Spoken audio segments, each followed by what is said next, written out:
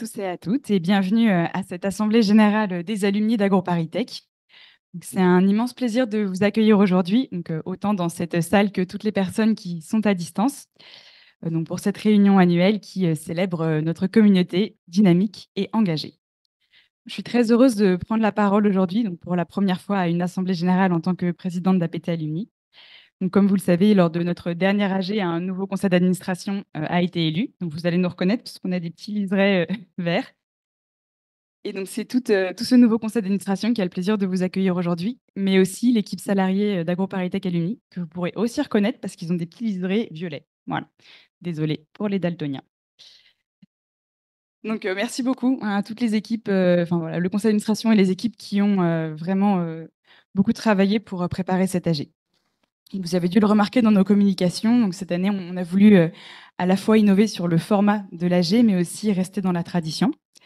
Donc, pour ce qui est de l'innovation, on vous propose une deuxième partie d'assemblée générale donc participative. Où vous pourrez du coup rencontrer nos partenaires, nous rencontrer nous. Vous pourrez venir nous poser toutes vos questions. Donc, par nos partenaires, ce sont nos partenaires les plus proches, donc l'école et la fondation, qui ont aussi beaucoup contribué à la deuxième partie de cette assemblée générale et à qui on a voulu laisser une grande place cette année. Voilà, comme ça va vous donner un petit aperçu de tout ce qu'on fait au sein d'AgroParisTech Alumni. Et donc, pour ce qui est de la tradition, donc déjà, on vous propose une petite soirée après l'AG et un grand merci à Alain Brénon de nous avoir prêté la pièce où on fait cette soirée. Parce que quand même, on est des agros, on aime bien se retrouver autour d'un verre. Et en plus de ça, donc après 2 années où on fait l'AG à l'extérieur de nos murs, cette année, on revient ici à la Maison des ingénieurs agronomes. Et c'est un placement de produits grandeur nature, puisqu'on en profite pour vous rappeler que vous pouvez louer ces salles, ces locaux qui sont à vous, donc pour vos événements professionnels et personnels. Donc, n'hésitez pas à aller voir n'importe quel membre du conseil d'administration ou de l'équipe salariée si jamais vous voulez en savoir plus sur le sujet. Donc c'est un honneur pour moi de pouvoir représenter toute notre communauté, donc vous représenter. C'est une communauté qui est très riche en diversité et qui nous rassemble par une histoire commune. Alors, je devais faire un super passage de parole à Laurent Buisson à ce moment-là en vous disant que notre dénominateur commun, c'est le fait d'être ingénieur du vivant et c'est notre chère école. Mais malheureusement, il est en retard parce qu'il est coincé dans les bouchons, rapport au fait que la 13 est fermée en ce moment. Donc, je vais tout de suite passer la parole à Olivier Guise, qui est le président de la Fondation AgroParisTech, qui fait aussi partie de nos partenaires les plus proches et qu'on est très content d'accueillir ce soir.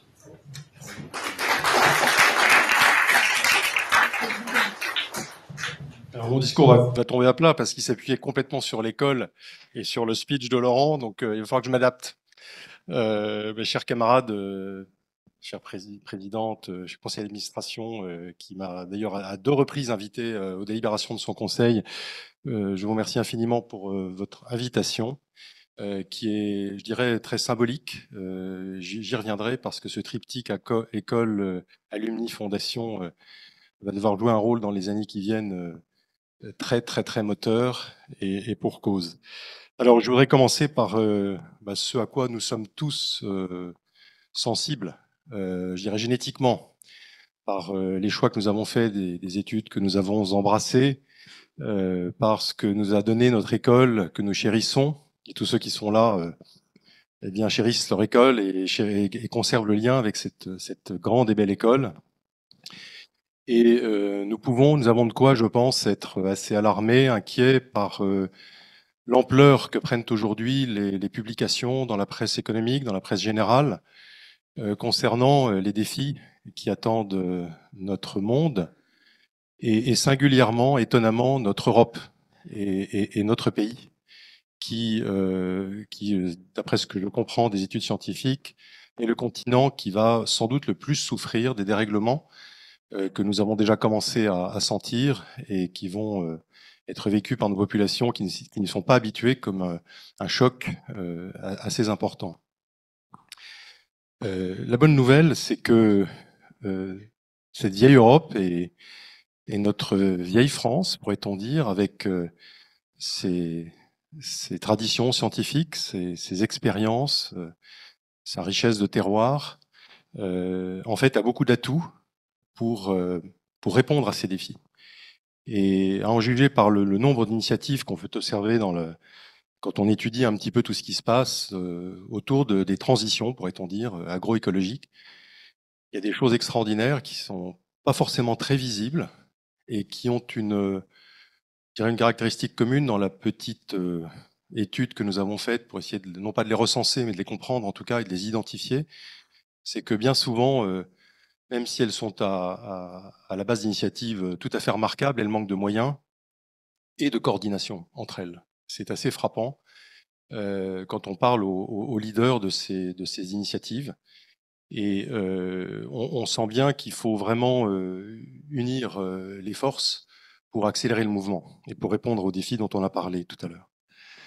Alors, je dirais que la fondation, qui est en fait, je le dis souvent, la fille d'AgroParisTech et d'AgroParisTech Alumni et de sa maison, la maison des ingénieurs de l'agro, n'est pas en reste, puisque depuis 12 ans qu'elle a été créée, elle a accompagné 850 projets. Ces projets, d'ailleurs, lorsque 1 euro était levé par la fondation, 7 euros étaient levés par les porteurs de projets. Donc, vous voyez l'effet catalyseur très important de la fondation. Elle finance 10 chaires sur des sujets vraiment essentiels, très importants et très divers, je dirais.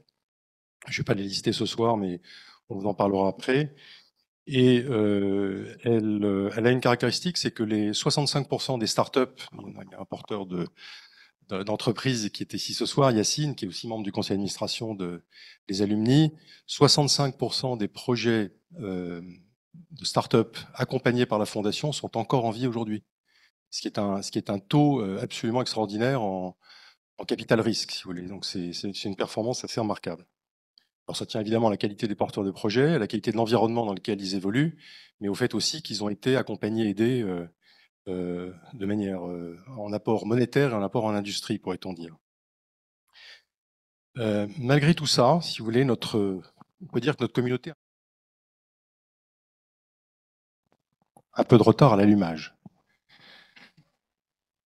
Voilà. Alors pourquoi a-t-on un peu de retard à l'allumage? Moi, je mettrais ça sur le compte. Enfin, quand je dis retard à l'allumage, c'est qu'aujourd'hui, la fondation collecte à peu près 2 millions d'euros par an. Et en fait, au regard des enjeux auxquels nous sommes confrontés, c'est dérisoire. Elle mériterait de récolter 10 fois plus. Et quand je dis 10 fois plus, c'est à court terme. Des fondations d'autres écoles, aussi prestigieuses soient-elles, n'est-ce pas Claude, sont à ces niveaux de collecte, alors que les programmes qu'elles soutiennent sont peut-être moins vitaux que ceux que nous soutenons. Donc, ce retard à l'allumage, il faut qu'on le comble très vite. Et la bonne nouvelle, enfin même il y a 3 bonnes nouvelles. La première, c'est que l'union fait la force. Vous voyez le témoignage de ce soir de ces 3 entités que sont AgroParisTech Alumni et la Fondation AgroParisTech en sont une expression. Et quand on regarde l'alliance de ces 3 entités, ben ça peut donner un dispositif extrêmement puissant et peut-être qu'on peut rattraper très très vite et combler les difficultés que rencontrent d'autres fondations d'écoles qui s'entendent peut-être pas aussi bien entre elles, avec leur école et avec leurs anciens. Le deuxième atout, c'est que nous avons une ambition énorme. Nous avons l'ambition de peser et d'agir. Il est hors de question pour nous, communauté d'agro, de regarder les trains passer et de se dire il faudrait que. Non, il faut que nous agissions, il faut qu'on mette la main au portefeuille, il faut qu'on mette la main à l'action. Il y a beaucoup d'anciens élèves qui sont très impliqués dans des actions très concrètes, dans des entreprises, des associations, des ONG, des départements gouvernementaux. Mais ceux qui se sentent un peu plus loin de ces sujets, par leur activité professionnelle, ou leur activité associative, ou leur statut de retraité, peuvent aussi contribuer en apportant des fonds là où vraiment nous en avons besoin. Si nous ne le faisons pas, nous allons être pointés du doigt. Je ne dis pas ça pour nous culpabiliser, mais il y a un vrai risque qu'on dise, mais les agros sont au cœur du sujet. C'est ce que tout le monde nous répète aujourd'hui. Nous sommes des acteurs qui deviennent essentiels. Et si nous ne mettons pas la main au portefeuille, dirais-je, et la main sur le manche de pioche ou de fourche plutôt, pour être plus précis, eh bien, je pense qu'on nous regardera de manière un petit peu étrange. Donc, il faut qu'on se réveille. Je me dépêche. Il y a un moyen, la troisième bonne nouvelle, c'est qu'il y a un moyen, c'est le levier fiscal. Le levier fiscal, c'est 60% de défiscalisation sur l'impôt sur les sociétés, 66% de défiscalisation sur l'impôt sur le revenu et 75% de défiscalisation sur l'IFI. Donc le don est presque indolore. Il ne faut pas qu'il soit indolore complètement, mais il est presque indolore. Alors, on entend souvent les questions, mais à quoi ça va servir? Eh bien, écoutez, ça a déjà beaucoup servi. Tous ceux d'entre vous ici ou qui sont absents, qui ont donné, peuvent constater l'impact qu'ont eu leurs dons. Mais il n'est plus temps de se poser la question de à quoi ça va servir. Il faut donner, il faut agir, et ça devient très très urgent. Et pour terminer, je veux dire que j'ai 2 livres de chevet, parce qu'on va rendre quand même hommage à notre école. Il y a un petit ouvrage qui s'appelle Cap Agriculture France 2030, mieux former les cadres du secteur agricole aux besoins de demain.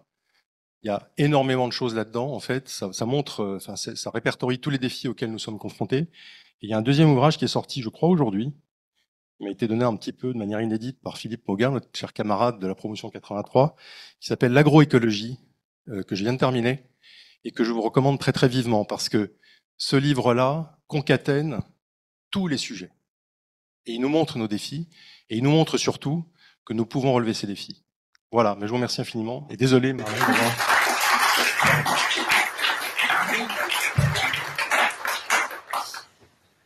Merci Olivier.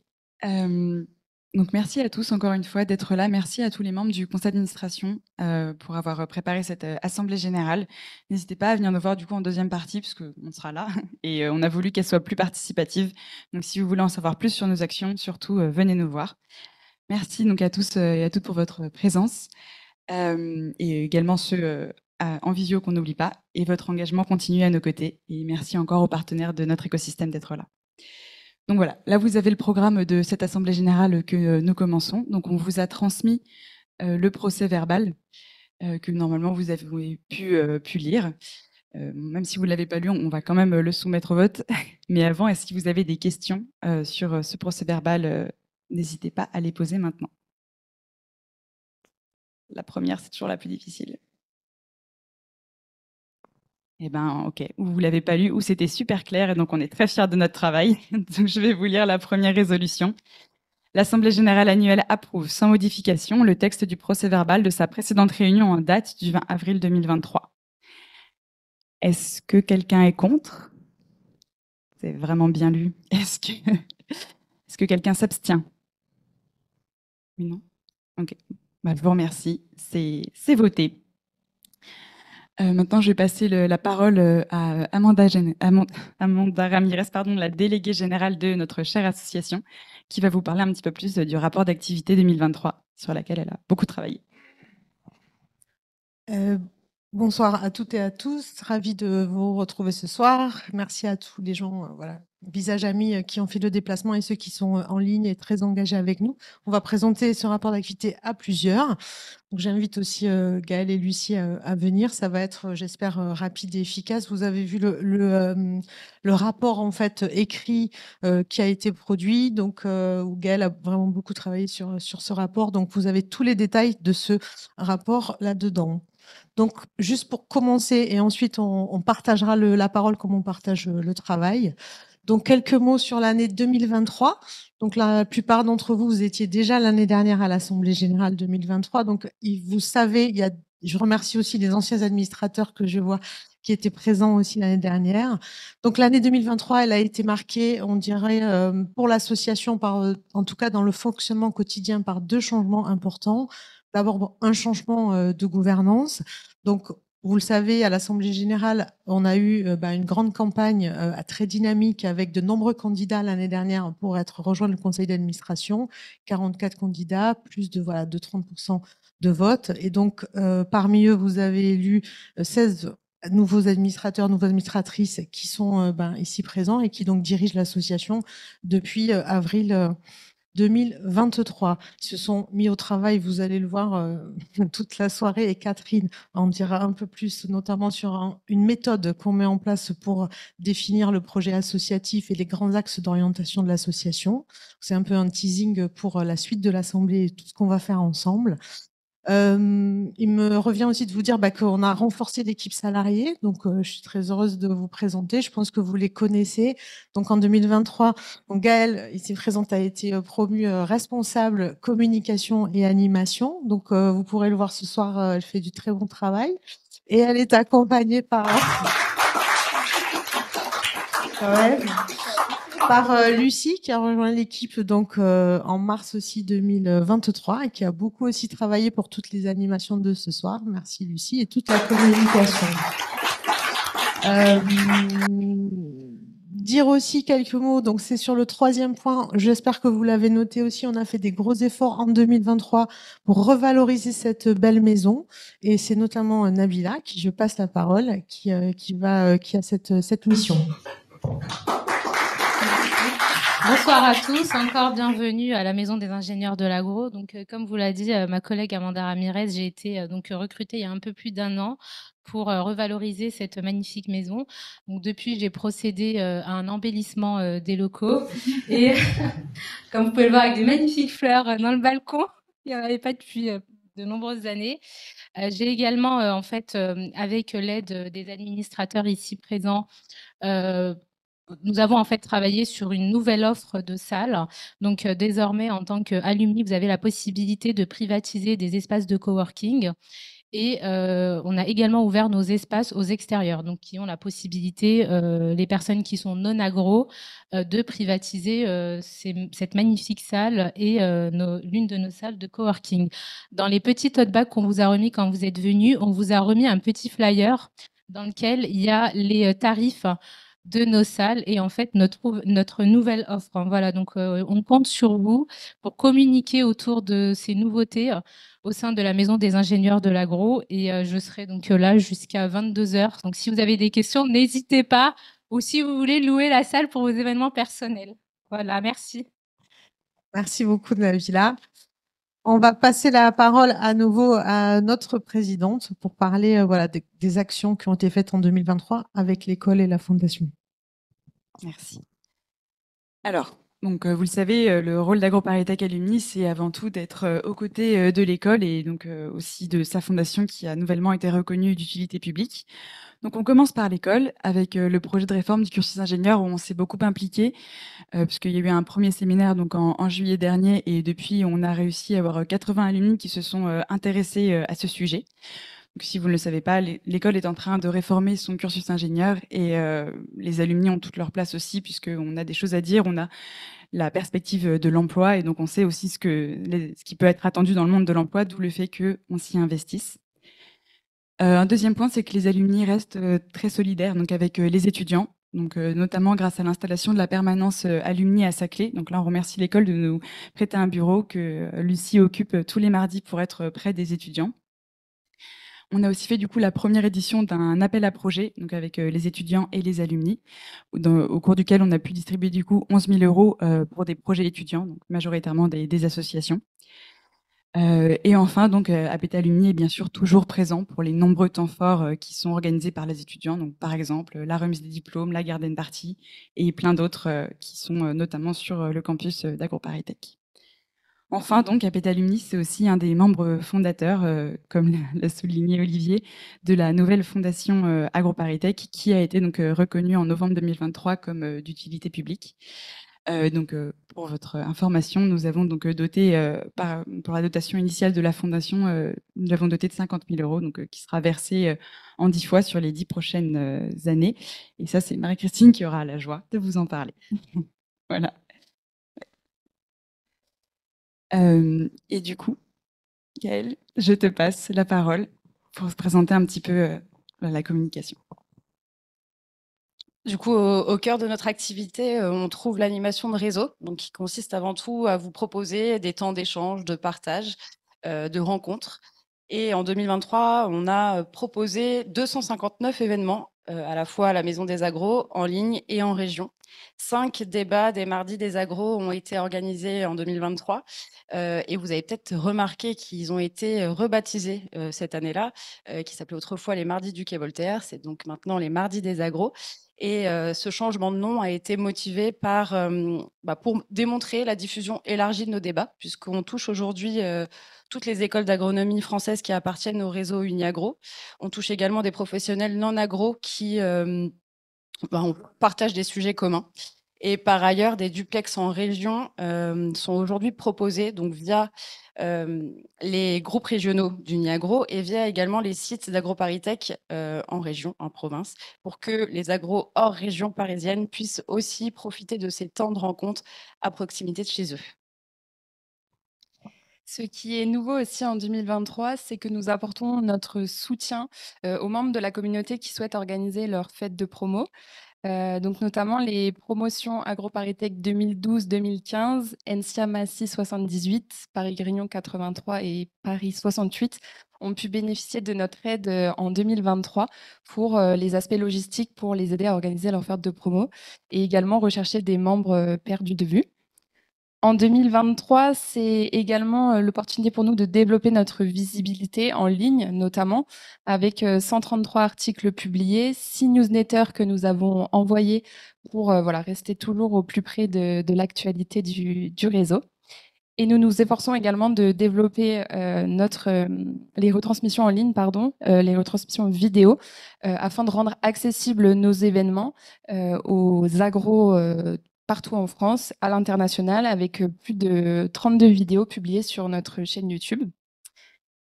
Nos efforts sont donc récompensés avec une augmentation de 50% de nos abonnés sur nos réseaux sociaux.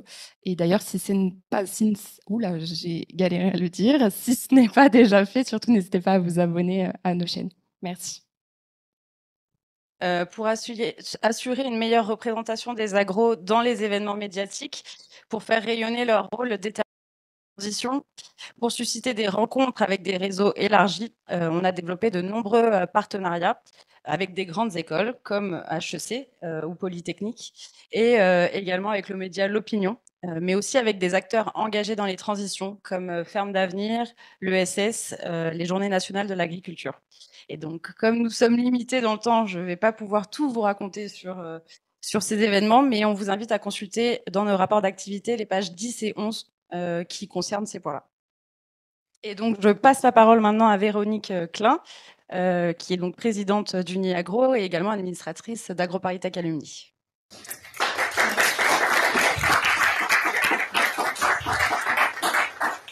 Bonsoir, merci Gaëlle, merci Lucie. Effectivement, être membre d'APTA, c'est être aussi membre de la fédération Uniagro. Donc, vous savez, la fédération de l'ensemble des associations des anciens des écoles d'agronomie.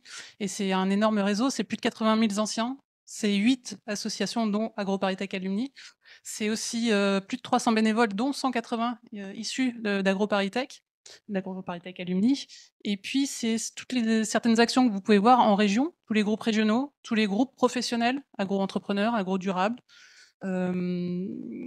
agro-entrepreneurs, agro-dirigeants. Voilà. Enfin voilà, il y en a un certain nombre.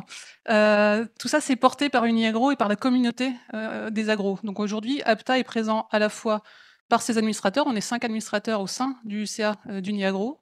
On est présent par une contribution financière, comme toutes les associations, et puis par nos engagements bénévoles de chacun au sein des groupes régionaux, des groupes professionnels. Il y a aussi un outil de communication qui est le Planète Agro que vous recevez, qu'AgroParisTech Alumni finance pour vous, mais qui est réalisé par l'ensemble de la communauté agro. Donc c'est un très bel outil de communication et je vous conseille de le relire et de le diffuser. N'hésitez pas, c'est vraiment un très bel magazine.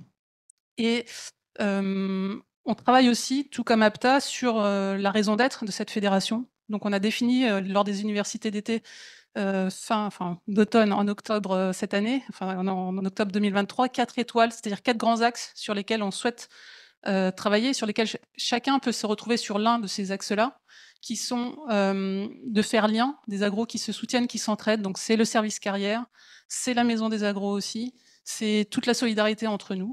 C'est aussi essayer d'inspirer des vocations, puisque comme Olivier le disait, aujourd'hui, il y a aussi une perte d'engagement des jeunes dans ces filières-là, et on est tous persuadés qu'il y a de plus en plus besoin, au contraire, de personnes formées sur nos thématiques.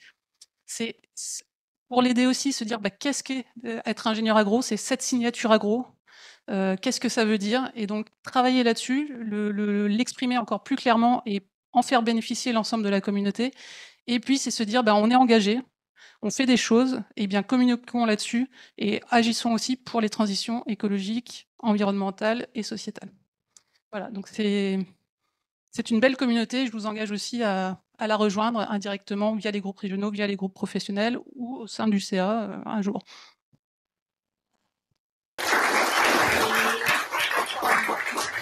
Est-ce que vous avez des questions à ce sujet? C'était super clair. Donc, on passe au vote de la résolution numéro 2. Le rapport d'activité 2023 d'AgroParisTech Alumni est remis à chacun des membres de l'Assemblée générale annuelle et fait l'objet d'une présentation en séance. L'Assemblée générale annuelle approuve le rapport d'activité 2023 tel que présenté. Est-ce que des personnes sont contre? Est-ce qu'il y a des abstentions? Eh bien, je vous remercie. Il est voté. Maintenant, je vais passer la parole à Marie-Christine qui va vous parler du rapport financier 2023. Merci Marlène. Bonjour à tous.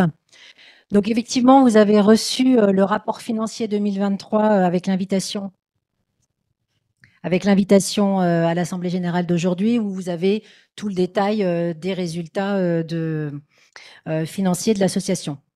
Aujourd'hui, je vais vous donner les grandes lignes. Donc, je vais vous faire 3 parties pour 2023. D'abord, quelles sont les recettes, ensuite, quelles sont les charges, et puis quel est l'atterrissage du résultat sur cet exercice. Alors, au niveau des produits d'exploitation, en 2023, ça s'élève exactement à 342 752 €. On est en sous-réalisation de 6% par rapport au budget et à peu près en 4% sur la moyenne des 3 dernières années. Alors, sur le poste principal que sont les cotisations, elles ont régressé en 2023 puisqu'on a baissé en nombre d'adhérents de 1,7%, ce qui a eu un impact financier de 5%. Alors, ça cache beaucoup des disparités en fonction des cibles, puisqu'en fait, on a vu en 2023 que les actifs ont augmenté de 8%. Donc, tant mieux, et ça, c'est une bonne nouvelle. Mais à l'inverse, toutes les autres catégories qui sont les jeunes diplômés, les étudiants et les retraités ont baissé. Et c'est surtout la partie des jeunes diplômés qui a fortement baissé, puisqu'elle a baissé de 13%. Aussi, en 2023, on avait fait une promotion early adopter, ce qu'on avait appelé, c'est-à-dire qu'en décembre 22, on avait fait une promotion avec une réduction de 20% sur les adhésions, en espérant qu'on allait avoir des nouveaux adhérents grâce à cette promotion. Et en fait, l'impact financier n'a pas été à la hauteur de ce qu'on a attendu, et donc évidemment, ça impacte le résultat financier apporté sur les cotisations. Ce qu'il faut que vous sachiez dans toutes les adhésions aussi, c'est que on échange beaucoup avec toutes les autres grandes écoles d'ingénieurs de commerce, etc. Et c'est un trend qu'on retrouve dans toutes les autres écoles, la baisse du montant des adhésions. Donc évidemment, on fait des benchmarks, on échange entre nous pour voir aussi comment eux, ils raisonnent, ils réfléchissent autour de ce sujet-là. Et puis, il faut dire aussi que le contexte inflationniste qu'on connaît tous aussi doit contribuer sûrement à la baisse des adhésions. Ce qu'il faut dire, c'est que on a baissé. Néanmoins, il y a eu beaucoup d'actions. Il y a un groupe de projets dédiés avec des membres du conseil d'administration qui travaillent sur les adhésions et donc qui ont fait beaucoup d'actions. Donc ça aussi, on peut les remercier parce que ça a permis aussi de dynamiser, de bien cibler et d'avoir des messages qui étaient vraiment dédiés à chacune des cibles et avec aussi les supports qui étaient adéquats à chacune des cibles aussi que je vous ai cité tout à l'heure. Voilà, après, qu'est-ce qu'on a d'autre comme point d'écart sur cette partie-là des produits? Ce qu'on voit, c'est qu'on a une baisse des dons, clairement de 27%. Entre 22 et 23. Et puis aussi, ce qu'on a fait, c'est qu'on a un décalage de la parution de l'annuaire qui devait paraître en fin d'année 2023 et qui est paru début 2024. Donc, sachez que quand on fait l'apparition de l'annuaire, nous, on a des recettes liées à la publicité. Et du coup, on les a reportées sur le budget 24 puisque, effectivement, c'est bien quelque chose qui est paru en 2024. Donc, on a du budget qui est reporté et d'où cet écart. Voilà, et puis dernier point sur l'allocation des salles, on est dans un trend un peu à la hausse, là, et tout à l'heure Nabila vous en a parlé, sur 2023, mais je vous en parlerai plus précisément pour le budget 24. Alors, au niveau des charges d'exploitation, donc on arrive à moins 574 706 euros. Donc, on est en sous-réalisation par rapport au budget dans les mêmes proportions que les produits. Donc, dans les principaux postes de charge, c'est toute la participation à Uniagro, hein, ce dont vous parlait Véronique tout à l'heure, et tous les services dont nous bénéficions par Uniagro. Et ça en baisse parce que c'est indexé au nombre d'adhérents. Autre poste important dans les charges, c'est les frais de personnel.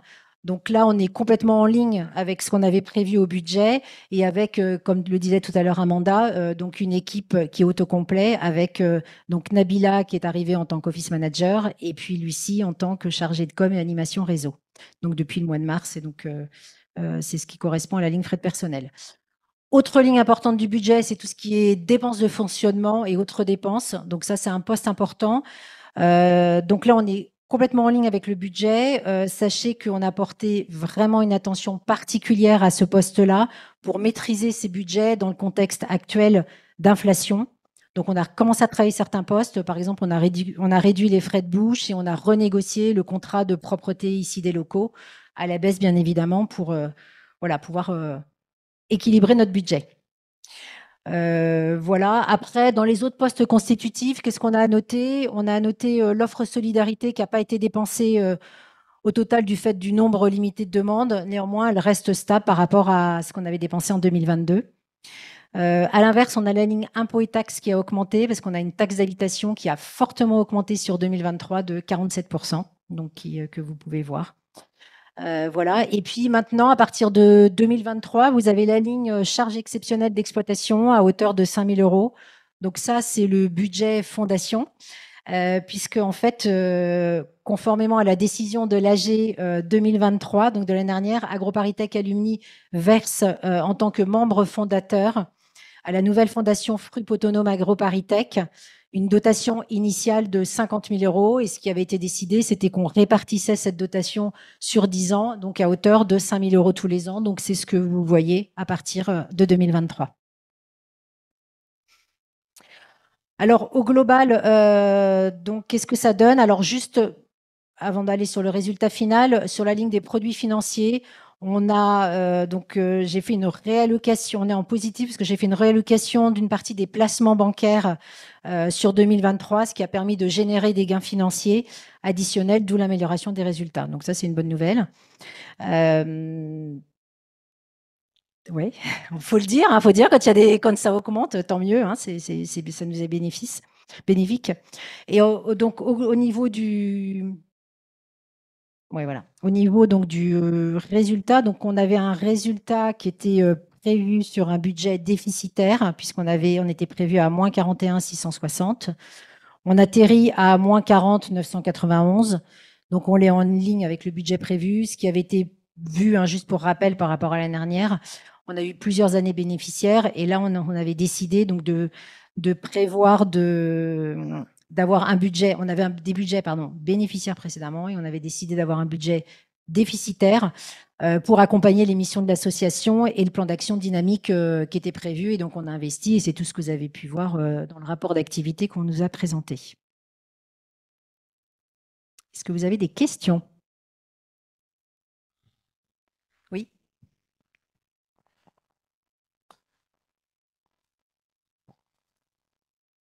En fait, c'est un peu moins une question qu'une réflexion qui m'est venue avec la présentation, avec le sujet qu'il est important que les plus jeunes cotisent à l'association, ou en tout cas découvrent l'association.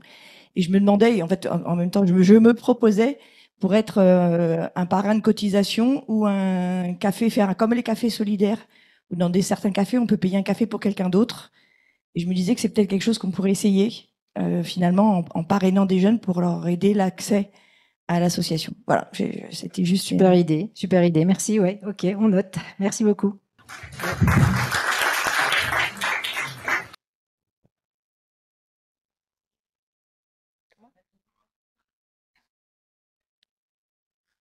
Il y a un atelier adhésion, on me souffle, vous avez tous compris là. Donc voilà, volontiers pour toutes vos idées aussi de pouvoir passer sur l'atelier et apporter vos idées.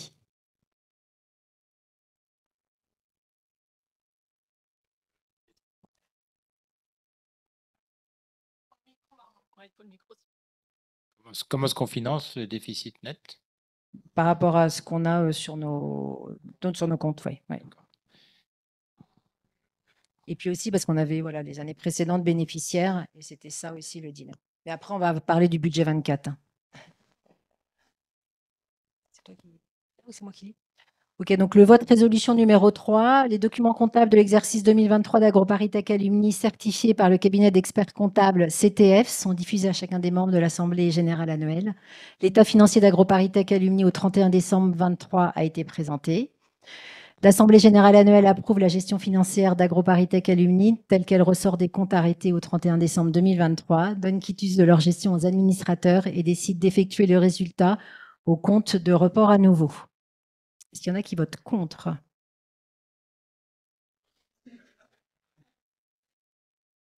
Trop tard, vite, vite. Est-ce qu'il y en a qui s'abstiennent? Ok, je vous remercie.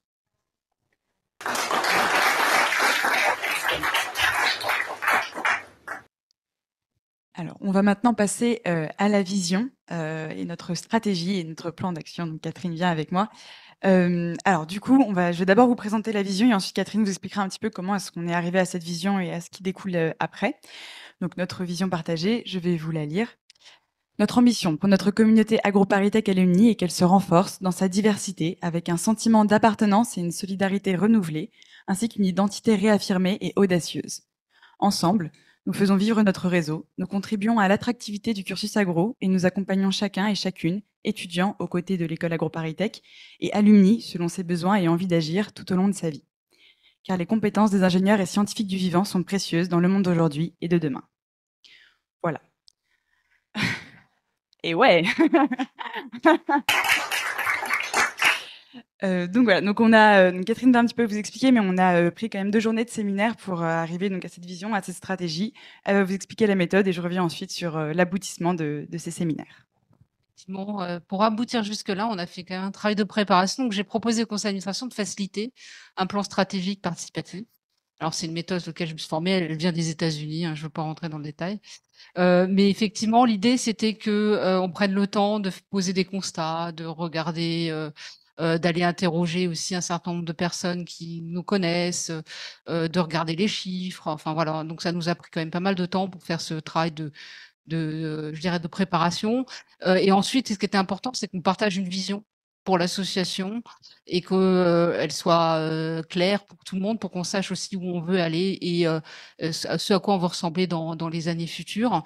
Et ça nous permet du coup de définir des actions, un plan stratégique, une stratégie pour arriver jusque-là, parce que on a une vision, on n'y est peut-être pas encore tout à fait, en partie, mais peut-être pas complètement, et on peut certainement faire mieux.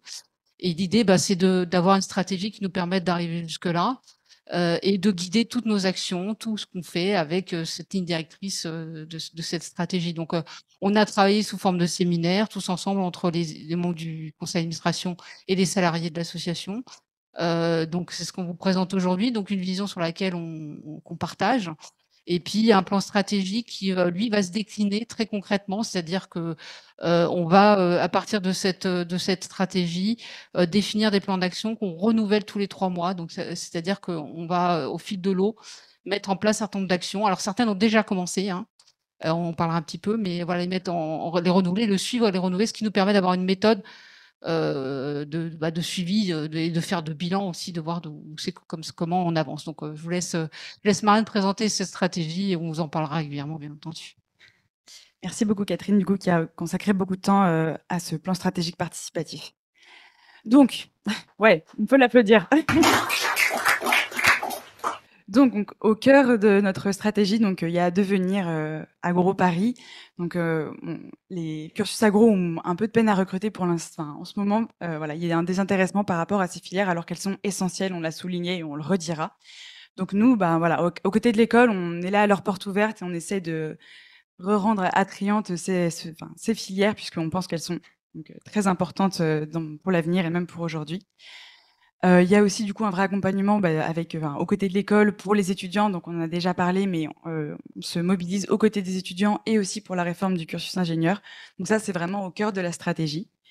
En dézoomant un petit peu, donc il y a agir, donc être et agir en tant qu'alumni. Donc ici, il s'agit de faire communauté, donc de continuer à développer le sentiment d'appartenance, même une fois qu'on a quitté l'école, puisque donc c'est notre dénominateur commun. Mais aussi donc mieux connaître notre communauté, puisqu'on est très divers et qu'on a à cœur à cultiver cette diversité. Si on dézoome encore un petit peu, il y a rayonner en tant que citoyen. Donc là, l'objectif, c'est d'impacter, de transmettre nos valeurs et voilà, de montrer un petit peu, sur la scène nationale et internationale que, on est plein de connaissances et qu'il faut absolument qu'on nous interroge plus, qu'on soit plus visible parce qu'on a plein de choses à apporter, à notre société. Et enfin donc, il y a quand même quelque chose qui sous-tend tout ça, c'est, le modèle économique sur lequel on va vraiment, se pencher puisque donc, Marie-Christine l'a évoqué, mais du coup la mandature précédente avait investi donc avec, des personnes qui ont été embauchées. Maintenant il faut, que ça rapporte et donc on va, se pencher sérieusement sur ce modèle économique pour pas du coup, être en défaillance. Mais c'est un super investissement. Et enfin, donc il y a aussi donc quelque chose qui sous-tend quand même notre association, c'est donc apporter de la valeur donc à chaque membre de la communauté et à notre société. Quelques exemples, ce sont des exemples. On ne fait pas que ça, on fait plein d'autres choses, mais on vous donne quelques exemples de nos actions, pour 2024 et donc qu'on a déjà mis en place aussi. Donc sur l'axe 1, donc l'écosystème, donc la participation donc d'APT Alumni au projet de la réforme du cursus ingénieur, partager les stratégies respectives donc et caler un petit peu les actions, communes avec, nos partenaires. Formaliser aussi les échanges et la collaboration avec l'école pour que, voilà, quelque chose subsiste et que même, quand ce sera plus nous, ça puisse, s'entretenir. Sur l'axe 2, donc faire communauté, donc avec Lucie notamment, on développe énormément la vie, des promotions, parce que ça, on est irremplaçable pour le sujet. Identifier aussi les compétences des alumni, donc on a lancé toute une cartographie, pour la base de données avec aussi des relais experts qui pourront ensuite être sollicités par l'école, pour y intervenir. Et donc développer des événements donc intergénérationnels et conviviaux, notamment à travers, les interagros, les JO 2024 et cetera et cetera. L'axe 3, la visibilité, et l'impact, donc notamment les mardis des agros qui sont quand même notre événement phare, donc avoir encore plus de visibilité et le valoriser encore mieux, et mettre du coup très en avant les expertises des agros qui sont nombreuses, on ne dira jamais assez. Et enfin aussi la valorisation de l'enquête, notoriété d'AgroParisTech, donc à laquelle les alumni ont participé. Et enfin donc l'axe 4, dernier, les moyens, donc avec, voilà, la campagne, d'adhésion, le travail sur la base de données, notamment sur les personnes à aide, donc ça, c'est ce qu'on fait dans le groupe adhésion, mais aussi des innovations dans les outils qu'on essaie de mettre en place. Si jamais vous avez reçu un appel de moi, c'était bien moi. Ne vous inquiétez pas, personne n'a essayé de vous pirater. Le développement aussi de l'offre, donc des salles avec, la Maison des Agros, en 2024 et enfin donc, le lancement du fameux groupe de travail sur, les ressources supplémentaires. Voilà, ce ne sont que des exemples. Est-ce que vous avez des questions?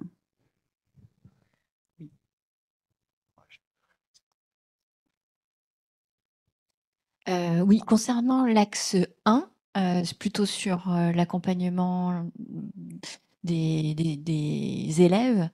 Est-ce qu'il n'y a pas aussi un travail à faire sur, la formation des alumni? C'est-à-dire après, donc on parlait tout à l'heure du changement à grande vitesse qui s'opère, des nouveaux défis auxquels, on est confronté. Est-ce qu'il n'y a pas aussi un besoin de former les alumni pendant leur vie professionnelle?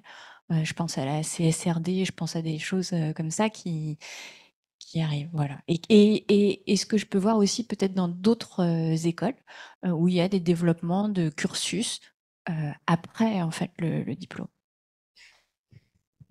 C'est vraiment dommage que Laurent soit pas là parce que du coup AgroParisTech en a développé un. Il vient tout juste de sortir. Ils ont un peu communiqué dessus sur les réseaux. Vous l'avez peut-être pas vu passer, mais donc maintenant ça existe. Alors plutôt dans le cadre du groupe de travail ressources, complémentaires, mais c'est aussi des questions qu'on se posait. Pourquoi pas proposer, de la formation ici, du coup, à la Maison des Agros, avec des alumni qui pourraient venir parler des sujets, où ils sont experts. Mais voilà, c'est en réflexion. Si vous voulez vous y engager, il y a pas de souci. Ça peut être, un axe, où des bénévoles s'engagent, il y a aucun problème. Est-ce qu'il y a d'autres questions?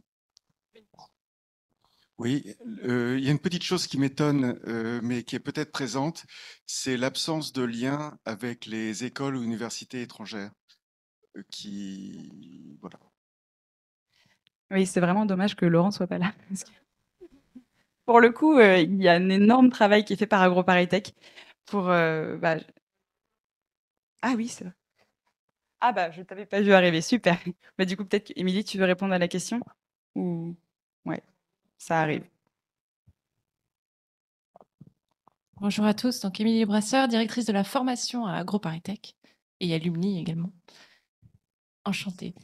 S'agissant des développements des partenariats effectivement à l'international, c'est vraiment un axe fort avec une stratégie internationale qui est en train d'être montée par la directrice européenne et internationale, Marine Godot.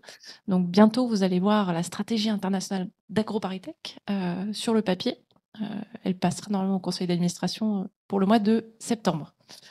Donc, les partenariats avec les universités partenaires étrangères, que ce soit européennes ou internationales, sont vraiment un axe fort, notamment pour assurer de la mobilité à l'international, entrante et sortante, avec des développements, des axes de prolongement et de développement. Je parle du côté de l'enseignement, mais aussi du côté de la recherche. Donc nous, c'est vraiment une partie forte sur laquelle on peut davantage travailler avec les alumni, il est évident. Voilà, après, je ne sais pas si vous avez des questions particulières sur cette partie stratégie internationale, mais on pourra en revenir. Et puis, pourquoi pas Marine pourrait présenter cette stratégie auprès des alumni. Et vous pouvez aller leur parler du coup en deuxième partie, puisque, encore une fois, l'école sera là. Donc n'hésitez pas si vous avez des questions plus précises sur le sujet. Nicolas, pour ceux qui ne me connaissent pas, je suis l'un des deux vice-présidents. Je voulais appuyer le fait que côté alumni, on a des liens de plus en plus forts avec IUSF, qui est donc ingénieur et scientifique de France. Il y a 2 représentants, Aurélien Amaury au fond de la salle. Vous pourrez les solliciter, ils sont là jusqu'à ce soir. Et donc on a notamment, enfin vous a aidé un petit peu à apporter une convention hydrogène qui a été remise à Bercy il n'y a pas longtemps, et on fait aussi des after. Enfin bref, en gros on travaille pour que vraiment les écoles puissent se parler beaucoup plus, et on pense que pour adresser les enjeux de transition, les fameux, c'est essentiel qu'on apprenne des autres et que les autres apprennent de nous. Voilà, donc si vous voulez me parler de ça un peu plus tard, avec plaisir aussi. Merci. Est-ce qu'il y a d'autres questions? Oui, tu as évoqué dans le dernier axe, enfin, ou l'axe 4, je crois, un travail sur les personae. Qu'est-ce que c'est exactement?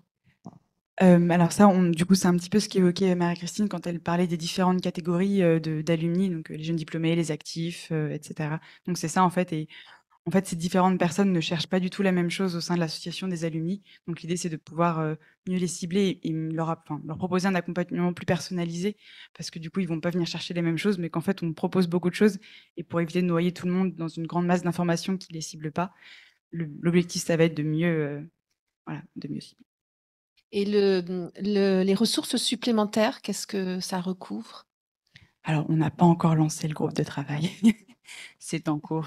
Mais il a déjà un titre, en tout cas. C'est ça. Voilà, ce soir, grâce à vous, c'est super. Voilà, il y a un atelier, justement, n'hésitez pas. Mais enfin voilà, mais bon, on y a déjà réfléchi entre nous, mais du coup, on n'a pas encore lancé le groupe de travail. On pourra vous en parler plus à l'AG prochaine. Ça tombe bien, parce que du coup, on va tous vous y revoir, je suis sûre. Ça vous donne une petite raison de revenir. Mais voilà, on n'a pas encore lancé le groupe de travail.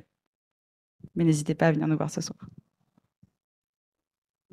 Oui, est-ce que tu peux nous rappeler ce que c'est que l'enquête notoriété AgroParisTech à laquelle les alumni ont participé? Marie-Yvonne, tu veux répondre à ça? Ouais. Ce sera encore plus pertinent que moi. Marie-Yvonne Lasalle de Salin, je suis alumni et directrice des partenariats d'AgroParisTech. Donc l'enquête de notoriété, elle a pour objectif d'évaluer en fait l'image d'AgroParisTech de façon assez large. Donc elle s'est composée d'une partie quantitative auprès des étudiants et auprès des alumni, et puis d'une partie plus qualitative avec des entretiens donc, qui vont commencer ou viennent de commencer, enfin qui vont se dérouler, on va dire en gros pendant le mois de mai. Donc une enquête avec un certain nombre de partenaires de l'école, entreprises, ministères, ONG, établissements publics. Voilà, je ne sais plus combien il y a d'entretiens au total, mais l'idée c'était d'avoir des gens assez diversifiés, parfois critiques vis-à-vis de l'école, hein, pour vraiment comprendre en fait quelle est l'image de l'école et aider l'école à travailler aussi cet aspect-là.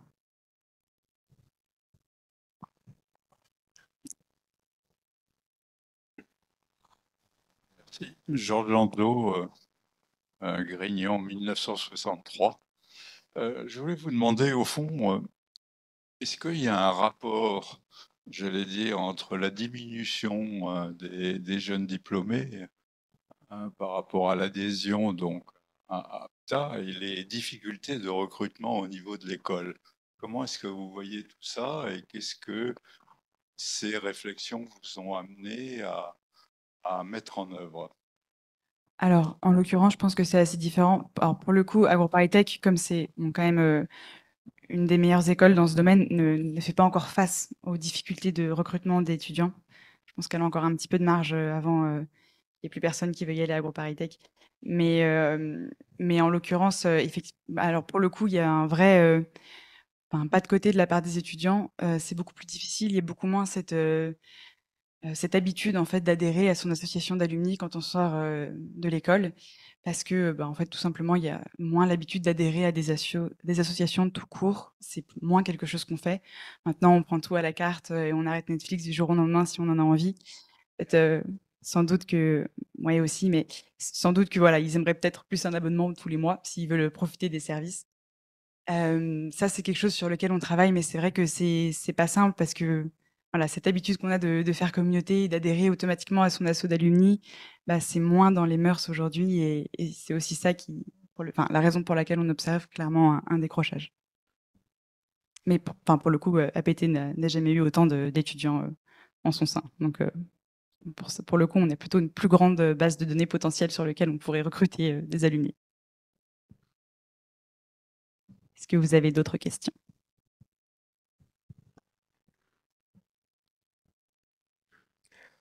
J'aurais une question un peu dans cette ligne de réflexion.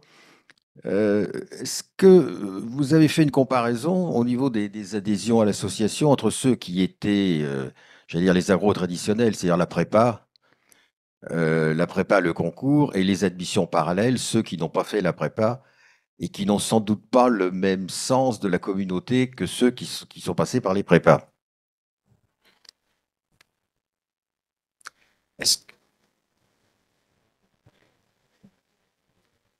Ça, c'est super. On sent qu'on a des agros dans la salle, ça fait très plaisir. J'adore. Non, on n'a jamais fait cette comparaison. Déjà parce que c'est déjà compliqué de retracer. Si, on a fait. On a vraiment des équipes super. Vous voyez l'investissement un peu? Je vais pas rentrer dans les détails de qui, pourquoi, etc. Mais je pense que c'est pas c'est pas un facteur qui, au contraire, parce que par exemple les masters spécialisés, pour le coup, ils viennent à AgroParisTech après un bac+5 éventuellement. Donc ce qu'ils cherchent, c'est la carte de visite AgroParisTech et ça les intéresse davantage le réseau à leur niveau plutôt que quelqu'un qui aurait fait prépa et qui du coup n'aura peut-être pas besoin du réseau. Alors que peut-être un master spécialisé, on aura peut-être plus besoin pour être accompagné dans sa carrière. Donc en fait, c'est une idée, je pense, reçue sur ce point-là, ce point de comparaison, parce que c'est pas forcément le cas. En revanche, sur le sentiment d'appartenance, où il y a peut-être un sujet, dans le sens où quand on a fait le parcours ingénieur, qu'on a fait prépa, et il y a beaucoup de possibilités d'entrée aujourd'hui qui sont multipliées, avec ceux qui sont passés par la fac, etc. Donc pas forcément prépa. Et au contraire, en fait, ils sont plus professionnalisés et du coup, ils cherchent davantage le réseau. Donc, je dirais que c'est une idée reçue qui est pas ce sur quoi on s'arrête aujourd'hui dans les comparaisons et dans les ciblages qu'on essaie de faire. Petit exemple sur les 6 personnes de ma promo ce soir, il y en a 3 qui sont passés par la fac. Il y en a 3 qui sont passés par la fac sur les 6 de la promo 83 où on est ce soir. Et il y en a la moitié qui viennent de la fac et l'autre moitié de la prépa. Donc ils sont très largement, les gens de la fac sont très très largement représentés. Beaucoup plus que les gens qui sont passés par la prépa. Voilà. Je leur rends hommage. On va juste prendre une dernière question, ce sera pour le chat de Yann Maubras en ligne. Bonsoir Yann. Et je propose que Émilie, si elle est d'accord, puisse répondre à cette question. Je ne sais pas si Manon peut donner le micro à Émilie, si tu es d'accord. La question de Yann est, quelqu'un a évoqué le désintéressement des étudiants et autres pour la filière agro ou les filières agro. Comment est-ce mesuré? Avec quels indicateurs? Est-ce qu'Émilie, tu veux bien dire quelques mots là-dessus? Oui, alors, d'une manière générale, il y a un désintérêt noté au fil des années pour les filières scientifiques, pas pour les agros. D'accord? Donc, d'une manière générale, il nous manque de plus en plus d'ingénieurs scientifiques. D'accord? Donc, la baisse du nombre d'ingénieurs face à la demande nécessaire pour remplir les métiers de l'ingénierie est en déclin. Donc, on doit faire face à ce constat. Parmi les effectifs de prépa, BCPST, on remarque également une population, un vivier qui commence à se tarir au fur et à mesure des années, un nombre d'inscrits qui commence à diminuer. Et au moins, on arrive quand même à des plateaux. Alors, comme le disait Marlène, pour l'instant, on n'a pas de problème de recrutement AgroParisTech, mais en fait, d'une manière globale, avec nos autres collègues des écoles publiques et même privées, on se rend compte qu'il faut agir pour attirer davantage. Donc, et on en est là, en fait. On est à répondre à des appels à manifestation d'intérêt, notamment via Compétences et Métiers d'Avenir, via France 2030, pour trouver des moyens pour aller attirer davantage, aller recruter. Et c'est un des axes de la PLOA, d'ailleurs, de la loi d'orientation agricole, aller attirer davantage les jeunes dès la primaire, hein, si vous regardez dans le texte de loi, dès la primaire, les jeunes, collège, à la filière agricole, à la filière agronome, à la filière alimentaire, pour sensibiliser davantage les jeunes à ces filières. Donc c'est un vrai sujet d'enjeu sur lequel AgroParisTech se positionne dès à présent et fait des tentatives de trouver des ressources pour aller attirer davantage et trouver des moyens pour attirer. Merci beaucoup. On va maintenant avancer puisque le temps file. Donc on passe au vote de la résolution numéro 3. Que je vais vous lire. Non? Yes. Ouais, la 4. Il y en a qui suivent, c'est super. Suite de la présentation qui vient d'être dispensée en séance devant les participants, le programme d'action 2024 est approuvé par l'Assemblée générale ordinaire. Qui est contre? Qui s'abstient? C'est voté. Je vous remercie. Ce qui nous fait une belle transition sur notre budget 2024 que Marie-Christine va présenter. Alors, en introduction du budget 2024, je voulais juste rappeler que nos principaux objectifs pris, c'était de poursuivre dans la cohérence des actions qui sont déjà engagées, notamment avec nos parties prenantes, et de mettre en place le plan d'action tel qu'on vient de le voir. Donc, ce budget, il a été construit et réfléchi dans une perspective de plan à 3 ans, 24, 25, 26, pour se projeter avec une profonde réflexion à mener sur notre modèle économique, en capitalisant sur ce qui fait notre force, ce dont nous disposons, mais aussi en apportant des idées et des solutions nouvelles pour dynamiser notre ambition et notre association. Alors, en termes de produits d'exploitation, donc on prévoit un produit d'exploitation à 395 000 euros. Sur le poste le plus important que sont les cotisations, donc on prévoit le maintien du niveau des cotisations en 2024, donc avec vraiment la mise en œuvre d'un plan d'action ciblé donc par le groupe de travail adhésion.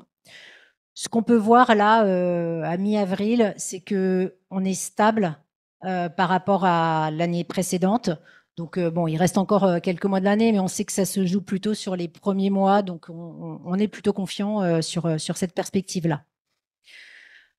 On prévoit des recettes en hausse qui proviennent de la mise à disposition des salles. Donc là, on en vient. Donc il y a eu un groupe de travail qui a été initié en 2023 pour revoir vraiment l'offre de mise à disposition des salles ici. Donc Nabila vous en a parlé tout à l'heure. Ce qu'on prévoit, donc, c'est une augmentation et un chiffre d'affaires à hauteur de 50 000 euros pour 2024. Ce qu'il faut que vous sachiez, c'est que là, à date, on est à 28 000 euros entre ce qui a déjà été réalisé et ce qui est déjà réservé sur l'année. Et puis, du coup, ça, c'est l'allocation des salles. En général, pendant l'été, donc c'est fermé, on ne loue pas de salle. Ça tombe bien, il y a les JO Paris 2024.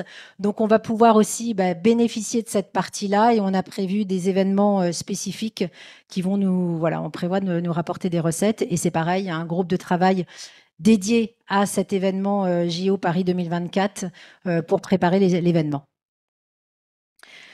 Alors, on a aussi les produits de l'annuaire qui sont en hausse. Je vous ai dit ce qu'on n'a pas fait fin 2023, on l'a reporté en 2024. Donc, automatiquement, on va avoir un gain sur cette année-là. Ce qu'il faut voir aussi, c'est qu'on a renégocié le contrat de l'annuaire avec, pour que ça soit plus efficace évidemment financièrement et qu'on ait une régie publicitaire qui nous rétribue de façon supérieure, mais pas que, c'est aussi pour revoir aussi la façon dont on diffusait. Donc, pour réduire le nombre d'impressions papier et avoir une partie en ligne beaucoup plus pertinente pour pouvoir aller rechercher les informations à travers l'annuaire. Alors ça, c'était pour les produits. Au niveau des charges, donc on a prévu donc des charges à hauteur de 597 872 € précisément. Alors notre objectif, vous l'avez compris, ça va être de continuer à maîtriser les frais, de savoir exactement où est-ce qu'on dépense. La cotisation à Uniagro, si on regarde dans le détail de chacun des postes, donc on la prévoit stable puisqu'on prévoit un nombre d'adhérents stable, d'adhésion stable. Au niveau des frais de personnel, là, l'équipe, elle est constituée sur les 12 mois de l'année, donc par rapport à 2023 où certaines personnes est arrivée en cours d'année. Donc là, on a une année complète. On a prévu une taxe d'habitation en hausse de 4%, un estimé. On a un peu regardé, on n'a pas de données définies, mais on a quand même prévu une hausse de 4%. On a maintenu le budget total des actions et communications sur la même tendance que les années précédentes. Voilà. Et puis, sur la partie des dépenses de fonctionnement, on va continuer à maîtriser nos dépenses. On va regarder vraiment ligne à ligne ce qu'on a initié sur 2023 pour revoir quel contrat aussi, on peut renégocier potentiellement ou comment on peut réajuster. En tous les cas, on va être assez regardant sur cette partie-là pour maîtriser ces dépenses. Et puis, on retrouve la ligne charge exceptionnelle avec les 5 000 € de la Fondation. Alors, à noter juste une petite anecdote. Sur le fonds de solidarité, vous avez un montant très précis qui est 3 872 €. Ce qu'il faut que vous sachiez, c'est qu'il y a la promo 51 qui avait en banque ce montant-là. Et donc, on a eu la femme d'un de nos anciens alumni qui a retrouvé ce compte et qui il s'était décidé de le réattribuer à AgroParisTech Alumni pour des actions de solidarité. Donc, dans le respect de la promo 51, nous l'avons fait figurer dans nos comptes. Voilà, donc...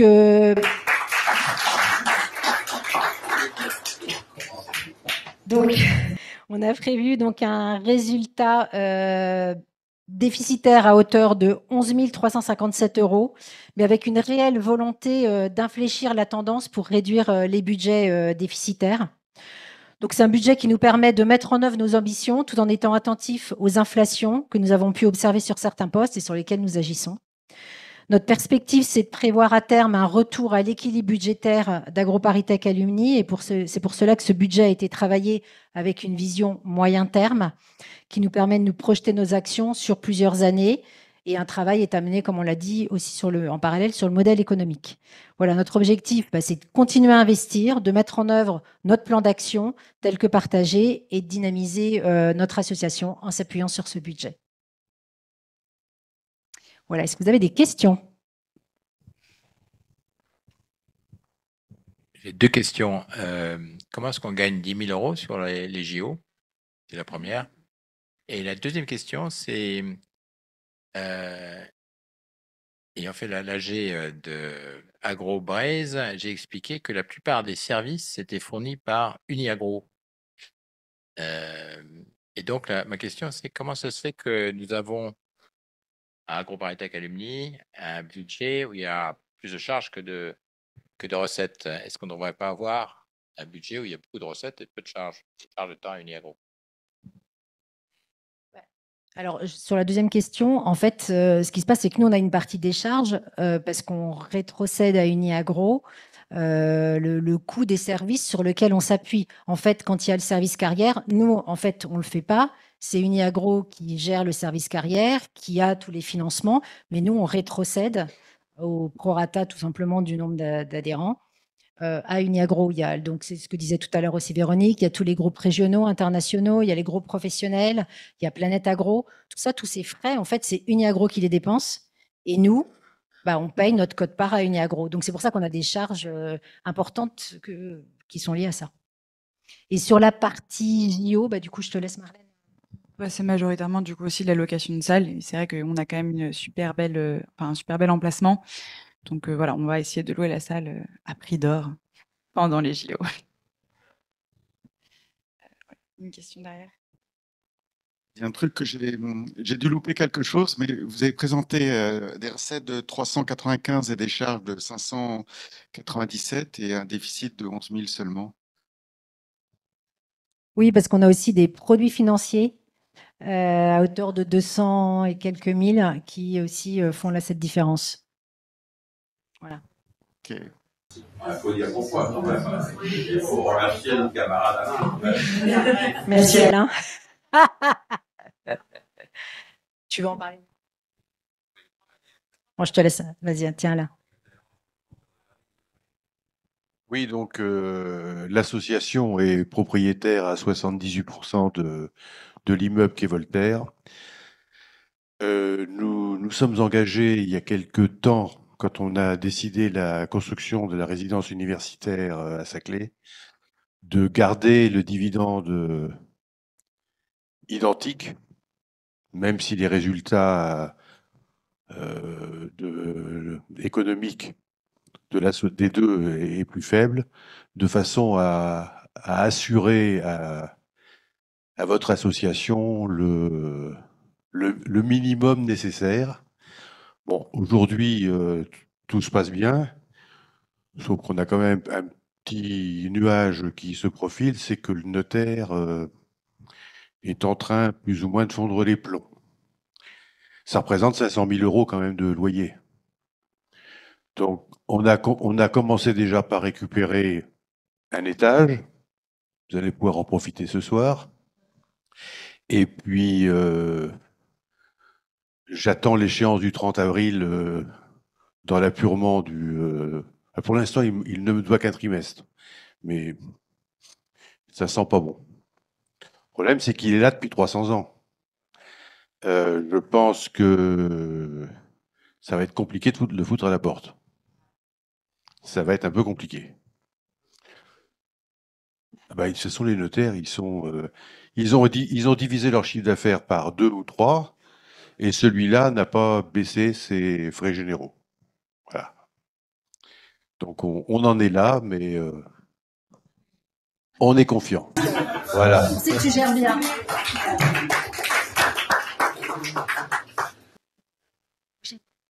C'est bon. Donc, le vote de la résolution numéro 5, le projet du budget prévisionnel 2024. J'ai encore une question. Pardon. Oui, c'est par rapport aux charges, autant je salue le souhait d'avoir un budget le plus équilibré possible et les charges effectivement qui sont bien maîtrisées, mais il me semble quand même qu'avec le programme que l'on a et qu'on devrait même encore augmenter, il faudrait plus d'ambition dans toutes les charges. Et donc, compte tenu des réserves, je sais qu'on cherche à avoir un résultat pas trop négatif, même si l'année dernière, il l'était, et l'AFTA peut encore supporter plusieurs années négatives. Donc, est-ce qu'il ne faudrait pas un peu plus d'ambition et des résultats un peu plus déficitaires?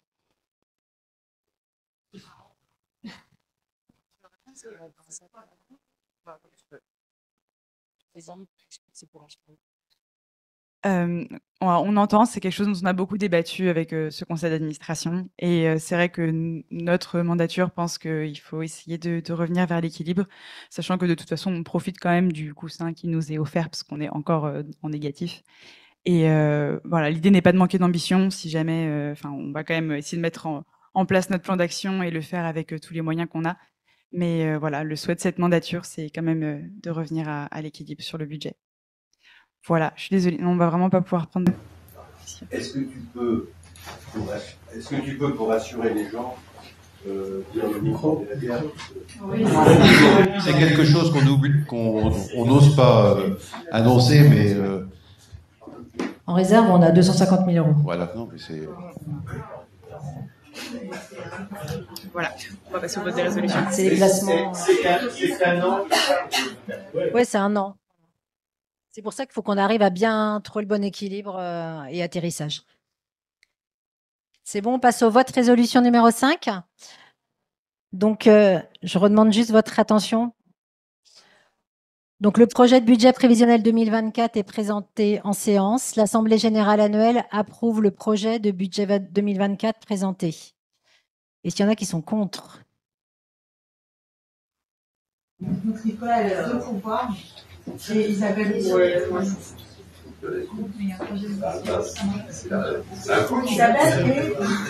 Sandrine aussi, c'est ça? Sandrine. Est-ce qu'il y en a qui s'abstiennent?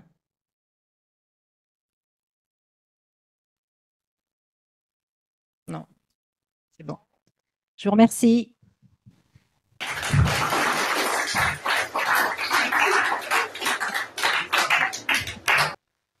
Donc, je reviens. Donc, le barème adhésion 2025. Donc, ce que l'on vous propose, c'est de maintenir en 2025 le barème tel qu'il est sur 2024 et que vous pouvez voir à l'écran. Non, c'est OK, c'est ça. C'est le même que 2024. Oui, c'est le même que 2024.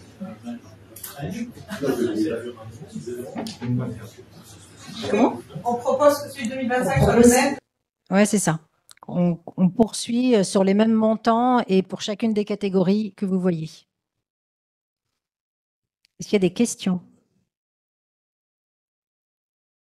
Est-ce qu'on peut passer au vote? Résolution numéro 6. Après avoir entendu la proposition de barème d'adhésion 2025, l'Assemblée générale approuve la proposition de barème 2025, inchangée par rapport au barème d'adhésion 2024. Inchangé en termes de millions. Exactement. Est-ce qu'il y en a qui sont contre? Oui. Excusez-moi, je comprends pas. Il y aura des... On va être... je sais pas, en fait... La 50, voilà.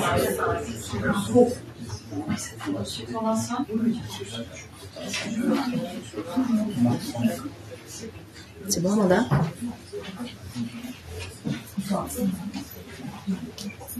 C'est bon? Je vais juste me regarder notre casque. Marc, Elsiane et Nicolas, c'est ça? Merci. Ils s'abstiennent.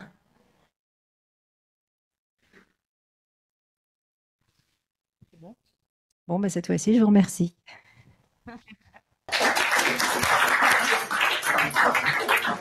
Merci beaucoup à Marie-Christine pour gérer le budget, ce qui n'est pas du tout une chose aisée et qu'elle fait avec brio. Bon, je vais conclure. Je vous demande encore 5 petites minutes d'attention parce que Laurent Buisson est arrivé. Si vous voulez venir prendre la parole. Voilà, quand même, c'est le directeur de l'école. C'est sympa qu'il s'exprime à l'AG. Et ensuite, moi, l'équipe est là. Ce sera à l'équipe de vous présenter un petit peu tout ce qu'elle vous a prévu pour la suite, qu'elle ait mis en place les salles, etc. Donc, pour la deuxième partie de l'Assemblée générale.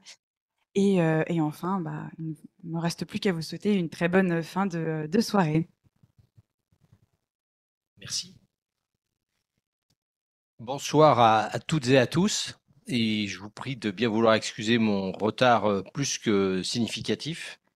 Imputable à des fissures sur la 13 hein, qui créent un peu de désordre dans l'ouest parisien et puis à une réunion qui était pour la bonne cause. Donc, en tant que directeur de l'école AgroParisTech, je suis évidemment très heureux et très honoré d'être avec vous ce soir, puisque finalement c'est à l'école que les liens qui ont été tissés durant vos années à AgroParisTech continuent de prospérer d'une certaine manière. Vous les avez tissés dans différents lieux. Vous savez que désormais, ce sont de nouveaux lieux qui accueillent nos activités. Mais je crois qu'on peut dire que l'esprit qui vous a habité continue à habiter vos successeurs, même si à nouveau les lieux ont changé. Je vais en profiter de ce moment pour vous donner brièvement quelques nouvelles de l'école. Comme j'ai eu l'occasion de le faire il y a quelques semaines à la remise des diplômes d'ingénieur, c'était le 6 avril dernier. Demain, ce seront la remise des diplômes de master et après-demain, samedi, la remise des diplômes de master spécialisés.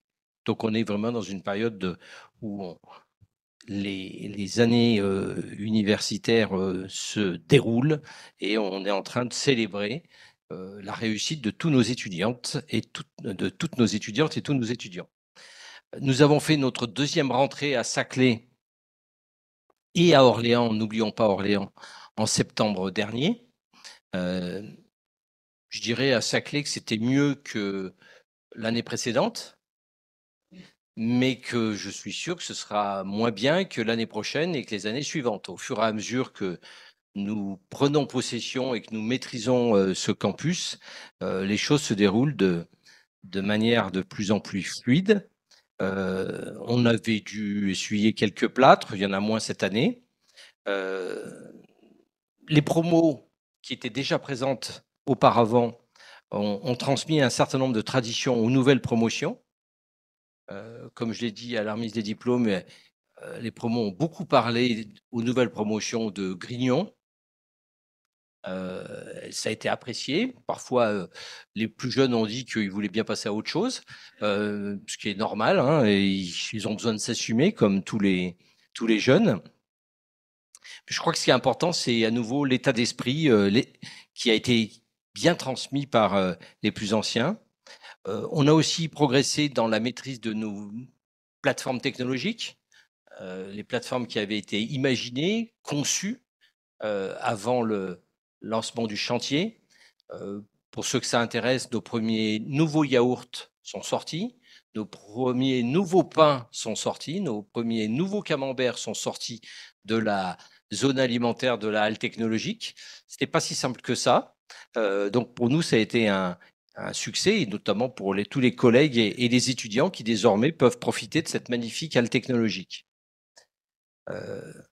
Je vois que Grégoire est avec nous ce soir, donc il peut vous parler de ce qu'on fait en matière, il va pouvoir vous parler de ce qu'on fait en matière d'innovation à l'école, au Foodin Lab à Saclay, au Farmin Lab à Grignon, mais aussi à Reims, au Biotech In Lab, en attendant d'autres In Lab dans lesquels nous accueillerons des projets de start-up tous plus innovants les uns que les autres.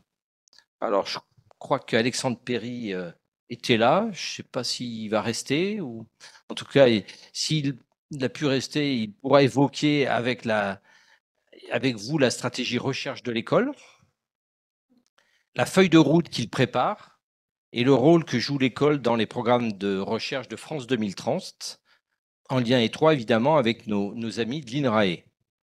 Émilie Lebrasseur, notre directrice de la formation, est pleinement investie avec son équipe dans la réforme de l'enseignement. Elle coordonne aussi nos réponses à France 2030 dans le champ de la formation. Quant à Nancy, le pavillon d'enquête a été refait presque à neuf, il est magnifique. Et nous lançons d'autres travaux, aussi bien à l'école forestière comme sur notre très beau campus de Montpellier, où je tiens à dire que le bâtiment Hydropolis a été rénové et inauguré en janvier dernier.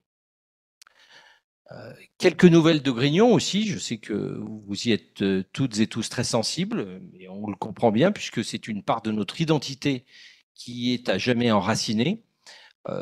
Le conseil d'administration d'AgroParisTech s'était exprimé, vous vous en souvenez peut-être, en faveur de la mise en place d'un projet ambitieux sur le domaine d'un campus dédié à la transition écologique, agroécologique. Depuis quelques mois, deux hauts fonctionnaires, dont un de nos camarades, se sont particulièrement engagés à la demande de l'État dans l'exploration des différentes pistes pour l'avenir de ce domaine. Après le travail qui avait été fait par Gilles et le groupe de travail qu'il avait réuni, je pense qu'on peut dire qu'ils ont apporté une pierre supplémentaire. Ils ont permis au projet de franchir une étape supplémentaire. On en est au stade de la concertation entre ces deux missionnaires, puisqu'ils étaient chargés de mission, hein, et les deux ministres qui leur ont passé commande. Donc, on attend les résultats de cette concertation et on espère tous que des propositions concrètes, des décisions concrètes vont être prises prochainement pour permettre d'avancer dans la direction de ce projet ambitieux. Un merci tout particulier à vous toutes et à vous tous qui vous engagez auprès de l'école. Celles et ceux qui sont venus présenter les métiers des ingénieurs lors de la journée porte ouverte, la première journée porte ouverte que nous faisions sur le plateau de Saclay, et puis celles et ceux qui s'investissent dans la réforme de la formation du cursus ingénieur, dans nos instances ou dans les événements que nous organisons. Avoir avec nous à chaque fois les alumni est quelque chose de vraiment très important. Et je crois que vous aurez la possibilité tout à l'heure aussi de parler à des membres de l'administration et à quelques alumni qui sont investis dans la vie de l'école. Et puis, je tiens également à saluer chaleureusement ma voisine, la association d'alumni, ainsi que le président de notre fondation. Donc, merci beaucoup Marlène, merci Olivier, c'est toujours de travailler avec vous au Salon de l'Agriculture. Mise des diplômes, comme ce soir, je crois qu'il est temps que à la remise des diplômes, comme ce soir, nous prenons la parole plus ou moins à tour de rôle pour rappeler les liens indissolubles qui nous unissent. Et c'est une très bonne chose. Merci à vous toutes et à vous tous.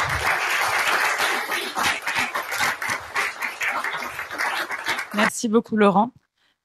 Gaëlle, Lucie, Amanda, Nabila, on vous laisse présenter la suite. Et merci encore pour l'organisation de tout ça.